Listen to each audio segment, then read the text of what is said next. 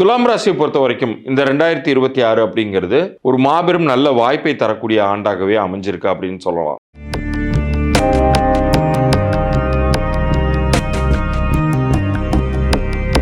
காரணம் உங்களுக்கு செவ்வாயோடைய ருச்சக யோகம் ஒரு பக்கம் உங்களுக்கு வேலை செய்ய போகுது.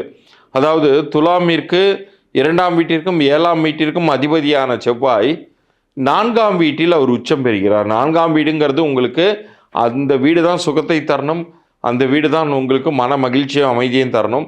அந்த வீட்டில் உங்களுடைய நட்பு கிரகமான செவ்வாய் உச்சம் பெறுகிறார் அப்படிங்கிறது, அதுவும் உங்களுடைய தனம் குடும்பம் வாக்கு ஸ்தானாதிபதி உச்சமடைகிறார் அப்படிங்கிறது ஒரு ரொம்ப ரொம்ப நல்ல விஷயங்க. இந்த வாய்ப்பெல்லாம் எப்போதுமே கிடைச்சிடாது.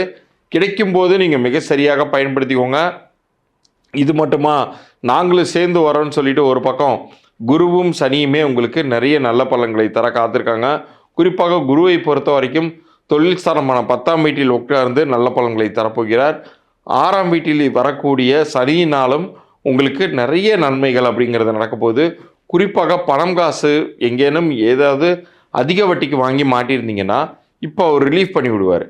சனி தான் அந்த கடனையே வாங்க வச்சுருப்பார். இப்போ அவரே தான் உங்களுக்கு ஒரு ப்ராப்பரான ஒரு கைடன்ஸை கொடுத்து அந்த ப்ராப்ளத்திலேருந்து உங்களை ரிலீஸ் பண்ணக்கூடியவரும் அவர் தான்.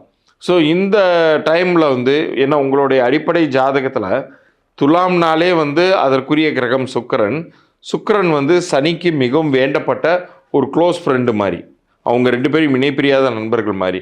அப்போ சனியினாலும் உங்களுக்கு நன்மைகள் நடக்கிறதுனால இந்த ஆண்டு மிகப்பெரிய ராஜயோகங்கள் கொண்ட ஒரு ஆண்டாகவே இருக்க போகுது.